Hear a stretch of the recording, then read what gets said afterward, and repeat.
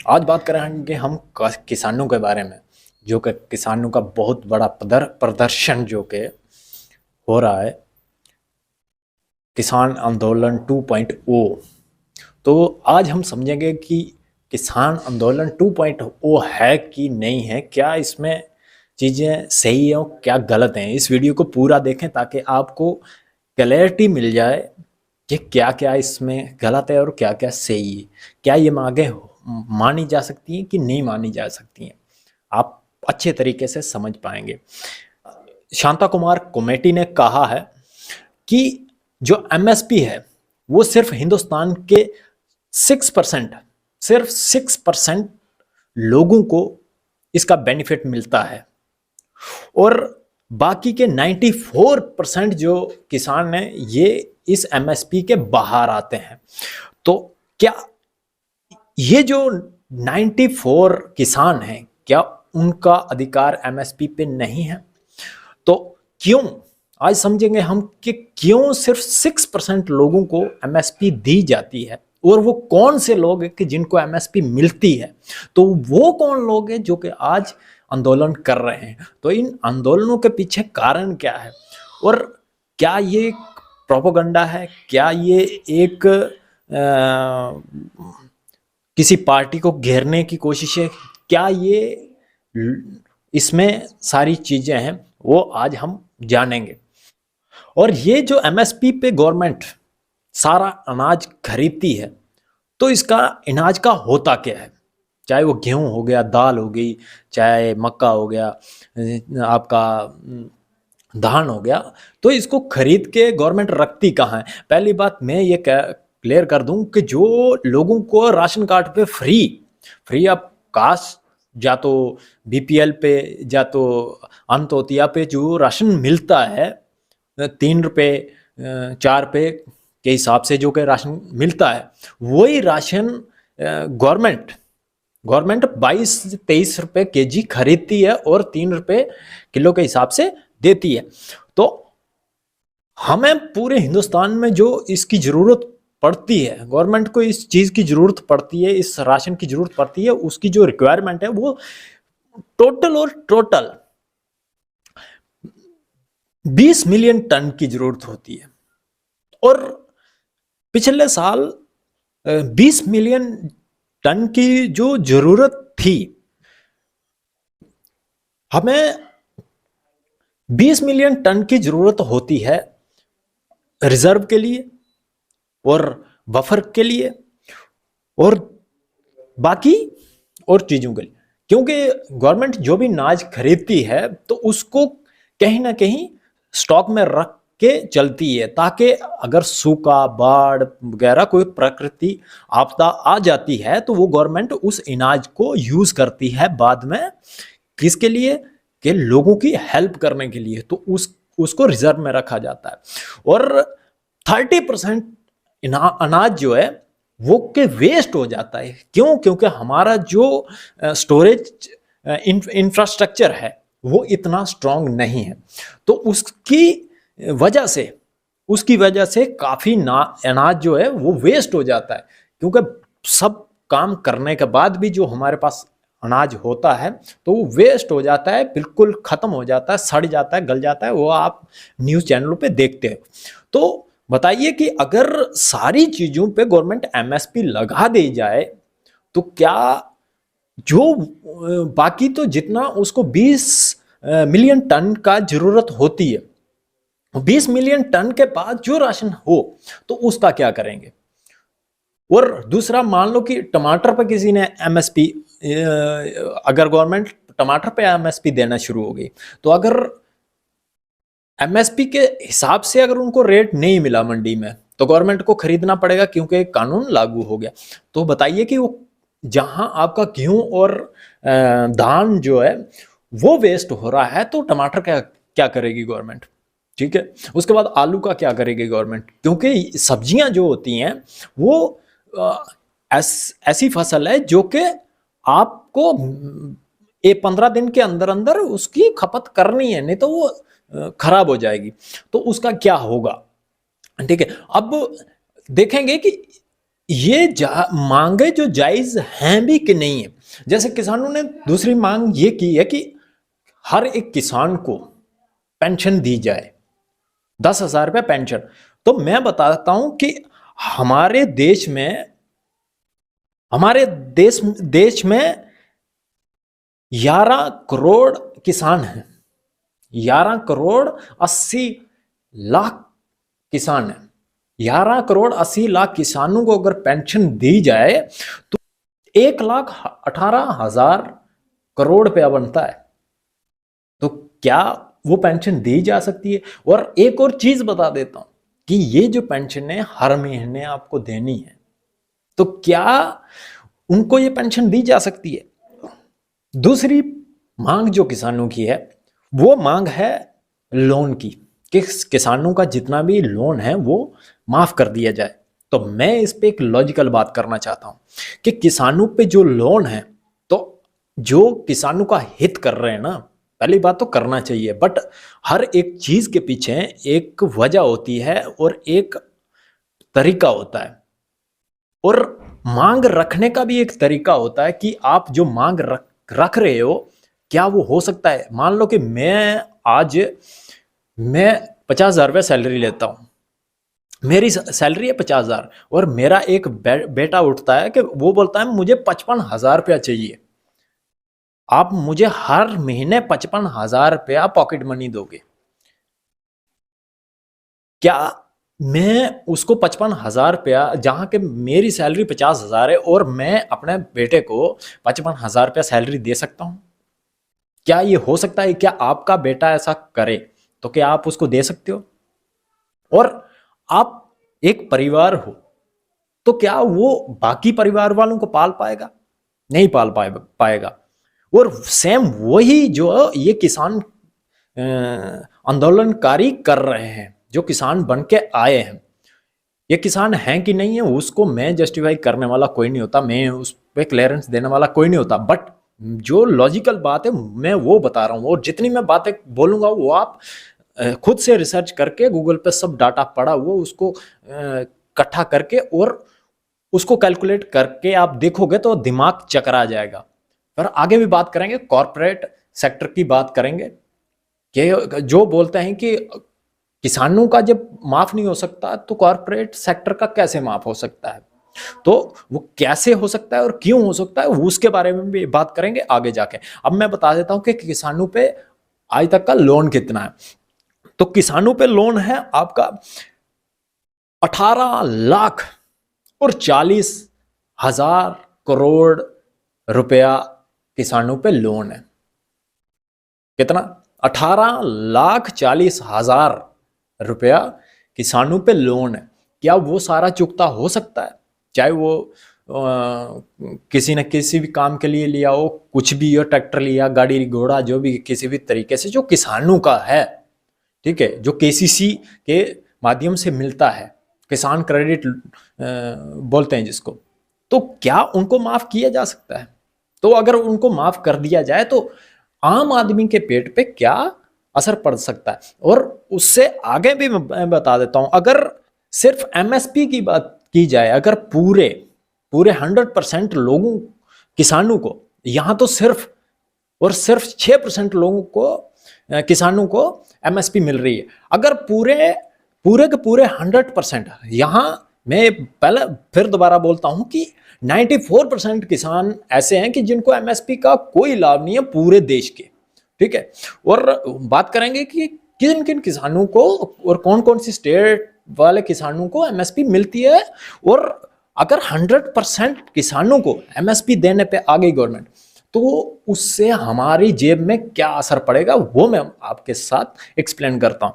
जो एमएसपी की कास्ट है ना, एमएसपी की कास्ट है वो थोड़ी बहुत वेरिएबल हो सकती है, बट जो मैंने कैलकुलेट किया है, तो आप भी रिसर्च करके आप गूगल पे सर्च करोगे तो सब मिल जाता है, तो उसको सारा कैलकुलेट करके आप जो देखोगे तो 30,18,000 रुपया कास्ट बनती है पर ईयर की, ठीक है, एमएसपी की, अगर 100% किसानों को एमएसपी दे दी जाए तो अगर इस पूरे डाटा को अगर हम इकट्ठा करें, पूरे डाटा को अगर हम इकट्ठा करें तो ये टोटल कास्ट बनती है 48 लाख और 58,000 करोड़ जो है ये पूरी कास्ट बनती है। और अब बात करते हैं वो जो इसके समर्थन में आते हैं ना, बहुत पढ़े पढ़े लिखे लोगों के बारे में मैं काफ़ी दिन से मैं इस चीज़ पे सोच रहा था। और जब मैं खुद से मैं भी इस चीज़ के बारे में सोच रहा था, यार अगर ऐसा हो सकता है वैसा हो सकता है, तो किसानों के बारे में सोचना चाहिए गवर्नमेंट को। मगर जब मैं खुद से इस बात पे रिसर्च करने बैठा, मैंने जब पूरी कैलकुलेशन की तो मैं दिमाग चकरा गया कि ऐसा भी है। क्योंकि हम बिना बोले सरकार पे इल्जाम लगा देते हैं, और कांग्रेस की सरकार ने ऐसा क्यों नहीं किया था, इसके पीछे भी एक रीजन है कि एमएसपी तो वो भी लागू कर सकते थे। एक कानून है ना, कानून बना दे, कोई भी बना देगा, ठीक है। कानून अगर एक हित में कानून है तो उसको बनाने में ज्यादा टाइम लगता है। अब भी अगर बात की जाए तो मेजॉरिटी में बीजेपी सरकार है, उसको कानून बनाने में सिर्फ एक दिन में वो राज्यसभा में लोकसभा में कानून पारित कर देंगे, ठीक है, और कानून बन जाएगा। बट कानून क्यों नहीं बनना और क्यों ऐसा है, तो मैं बता देता हूं। हमारा जो बजट है इस साल का, वो है 44,90,000 करोड़ रुपया बजट है हमारा। कितना, दोबारा बता देता हूं, 44,90,000 रुपया बजट है हमारा। और किसान कितना मांग रहे हैं, 48,58,000 करोड़ रुपया। और 4 लाख करोड़ रुपया ये बजट के ऊपर है जो ये मांग रहे हैं, जिसपे मांग कर रहे हैं। मैं ये कहना चाहता हूं कि कम से कम कुछ तो, कम जो आप डिमांडें रख रहे हैं तो कुछ तो सोचो उसके बारे में। अगर आप बात करते हो हरियाणा और पंजाब के बारे में सिर्फ, तो बाकी के जो किसान हैं वो क्या करेंगे। तो बाकी के किसानों के बारे में भी सोचो कि आप या तो ये बोलो कि हम जो आंदोलन कर रहे हैं वो सिर्फ पंजाब के लिए कर रहे हैं, तो फिर पूरी जो सब कुछ इकट्ठा करके सारे जितनी भी स्टेट्स हैं, बाकी की 28 स्टेट हैं, मिलकर तो सारा अपनी जमा पूंजी तुम लोगों को दे दे, और तुम लोग कनाडा, यूएसए, ऑस्ट्रेलिया और कंट्रियों में घूमो, बड़ी बड़ी गाड़ियां लेके, रेंज रोवर लेके घूमो। तो क्यों, क्योंकि इसमें अगर सारा देखा जाए, ऑलरेडी 6% किसान ऐसे हैं जिनको एमएसपी मिलती है, और वो 6% किसान कहाँ के हैं, हरियाणा और पंजाब के। और आंदोलन भी किसको करना है, हरियाणा और पंजाब के किसानों को। बाकी के यूपी, बिहार, मध्य प्रदेश और अपने नॉर्थ ईस्ट के किसान हैं, हमारे हिमाचल, जम्मू कश्मीर के किसान हैं। क्या इनको एमएसपी नहीं मिलनी चाहिए? इन्होंने कभी प्रदर्शन नहीं किया इस चीज पे। और जिस कमेटी की रिपोर्ट के बारे में ये कहते हैं, जिस कमेटी की रिपोर्ट के बारे में ये कहते हैं कि अगर वो कमेटी बनाई गई थी तो उस कमेटी की रिपोर्ट पे ये कानून क्यों नहीं बना सकते हैं। और जिस कमेटी के बारे में ये कहते हैं कि कमेटी जब बनी थी उन्होंने अपनी रिपोर्ट सबमिट की, तो आपको पता होगा कि कौन सी कमेटी है। तो उस कमेटी की रिपोर्ट के हिसाब से इन्होंने कानून क्यों नहीं बनाया। तो मैं ये कहना चाहता हूं कि ये कानून कोई भी नहीं बना सकता। जो राहुल गांधी आज चिल्ला चिल्ला के कह रहे हैं कि अगर हमारी सरकार आई तो मैं गारंटी देता हूं कि मैं एमएसपी पे कानून लेके आऊंगा, तो मैं ये बता देता हूं कि इस पे कानून कोई भी नहीं ला सकता। क्या सारे किसान 5 रुपए केजी, 5 रुपए किलो के हिसाब से अपनी फसल बेचेंगे? अगर कानून बना दिया जाए कि 5 रुपए के हिसाब से आपको फसल बेचनी है, बेचेंगे आप? वो तो कानून ले आएगा, तो बाकी किसानों का क्या हाल होगा। और जबकि आपको एमएसपी मिल रही है, और मैं ये कहना चाहता हूं, मेरी रिपोर्ट नहीं है ये साइंटिस्टों की रिपोर्ट है, और साइंटिस्टों की रिपोर्ट के हिसाब से अगर आज बदहाली है तो किसानों की इस एमएसपी की वजह से किसानों को है। अगर 5-6 साल का डाटा देखा जाए सारा, तो 48 लाख करोड़ रुपए का घाटा हुआ है किसानों को। किसकी वजह से? इस एमएसपी की वजह से। तो मैं ये कहना चाहता हूं कि आप जो भी लोग इसका बिना सोचे समझे, मेरा वीडियो बनाने का एक ही मकसद था कि बिना सोचे समझे आप जिस आंदोलन का समर्थन करते हो तो उसके बारे में कम से कम क्रॉस फैक्ट चेक कर लीजिए, ताकि ताकि आपको भी पता लगे कि गलत क्या है, सही क्या है। क्या किसानों के विरुद्ध में है सरकार, क्या उनके खिलाफ है? अगर बात कर लें कि मोदी जी ने कहा था कि किसानों की आय दुगनी करेंगे, उनकी इनकम डबल कर देंगे, तो आप पिछले 2014 का डाटा उठा के, आज का डाटा उठा के, सब अवेलेबल है। वो सारा डाटा अगर आप मैच करोगे ना, आपको समझ में आ जाएगा कि दुगनी नहीं हुई है, उससे 3 गुना बढ़ी है इनकम। आज वो टाइम नहीं रहा है कि जो कि किसानों का था। आज भी मैं मानता हूं कि सुसाइड होते हैं, मगर क्यों होते हैं उसके पीछे रीजन है। एक बंदे ने किसी बड़े जमींदार से उसने जमीन ले ली ठेके पे, तो किसी वजह से, किसी कारण से फसल नहीं हुई, तो अब जिसने जमीन दी है वो अपना पैसा तो लेगा, वो पैसा लेगा उसके ऊपर जो उसने बीज पे पैसा लगाया, जो खाद में पैसा लगाया, जिसमें उसने पूरा खर्चा लगाया, वो नहीं निकला उसका। और बाद में वो ही जो बड़े बड़े आज आड़तीय बने हैं ना, तो वो बड़े बड़े आड़तीय ही उनको सुसाइड करने पे मजबूर कर देते हैं। और पिछली बार जो कानून बने थे, 3 कानून, उनमें क्या गलती थी? उनमें क्या गलती थी कि आप मान लो कि पंजाब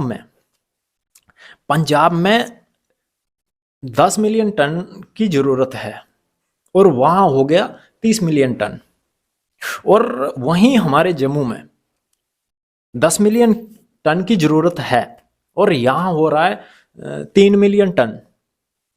तो क्या पंजाब का यहां नहीं बिक सकता था? तो कुछ लोग कहेंगे कि तो ऐसा तो आज भी हो रहा है, यहाँ हमारे जम्मू में तो नासिक से आता है, हमारे वहाँ हिमाचल से आता है वगैरह, वहाँ से आती है। बट दिक्कत एक ही चीज़ की है, उससे किसानों को कोई लाभ नहीं होता। क्यों? क्योंकि अगर मंडी का जो कानून है वो एक अलग तरीके से काम करता है। कैसे काम करता है कि जैसे मान लो कि हिमाचल से कोई चीज़ जम्मू कश्मीर में लानी है, तो सबसे पहले हिमाचल की मंडी में जाएगी, वो उस मंडी में बिकेगी किस रेट में, जो कि वहाँ ज़्यादा मात्रा में चीज़ इकट्ठी हुई है, उसी रेट में वहाँ बिकेगी। मान लो कि किसी का गेहूँ हो गया बहुत ज़्यादा मंडी में आ रहा है, तो वो उसी हिसाब से रेट बनेगा। जब रेट बनेगा तो वहाँ के आड़तीए जो क्या करते हैं, वो पूरी गाड़ी वहाँ से भरी जाएगी और उनको जहाँ प्रॉफिट होगा वहाँ से वो दूसरी जगह शिफ्ट करके वहाँ बेचेंगे, अपना प्रॉफिट निकालेंगे। मगर उसमें किसान को कोई उसमें प्रॉफिट नहीं है। मगर जो कानून बन रहे थे 3, तो उनमें ये प्रॉफिट था कि आप किसी भी स्टेट में कहीं भी आपको अगर दिख रहा है कि हाँ यहाँ पे रेट अच्छा है, तो आप गाड़ी भरिए, सीधा वहाँ जाइए, उस मंडी में जाइए, बेचिए, कोई आपको रोकेगा तो उसमें सरकार पूछेगी। मगर नहीं, फिर लोगों को ये लगा कि हमारी जमीनें चला जाएगी। बस जमीन लेगा कौन तुम लोगों की? एक बंदा यहाँ बैठा हुआ है तो आपकी जमीनें कौन ले लेगा? ऐसे तो जमीन नहीं कोई आपकी ले नहीं सकता। आपके मान लो कि आपके जमीन में से हाईवे बनता है ना, तो तब भी आपकी वो उस हाईवे बनने से 10 साल पहले ही आपको मुआवजा दिया जाता है कि आप मुआवजा लीजिए, काम को मत रोकना, ठीक है? 10 साल पहले। तो क्या आपकी जमीनें सरकार ले लेगी? अगर सरकार जमीनें ले ली तो क्या वो सरकार चल पाएगी? नहीं चल पाएगी। यही कुछ रीजन है। और दूसरी बात, अगर उनको प्रदर्शन करना ही था तो प्रदर्शन करने के लिए इतना टाइम बचा था। 3 साल पहले, 2 साल पहले जो आंदोलन हुआ था, उसके बाद 2-3 साल का टाइम था, तो कभी भी आप इसी साल में 2023 में, अब 24 है, 2023 में किसी टाइम भी आप आंदोलन कर देते तो उसमें कुछ होता। अभी आखिरी सत्र जो गुजर चुका है, अभी कानून बनाने का टाइम है नहीं, तो कैसे कानून बनेगा? तो ये कम से कम समझना चाहिए। और कहीं ना कहीं, मैं देखिए किसी पे इल्ज़ाम नहीं लगा रहा हूँ, मगर कहीं ना कहीं इसमें ऐसे लोग हैं जिनको भड़काया जा रहा है। क्यों? क्योंकि उनको नॉलेज नहीं है उस चीज़ के बारे में।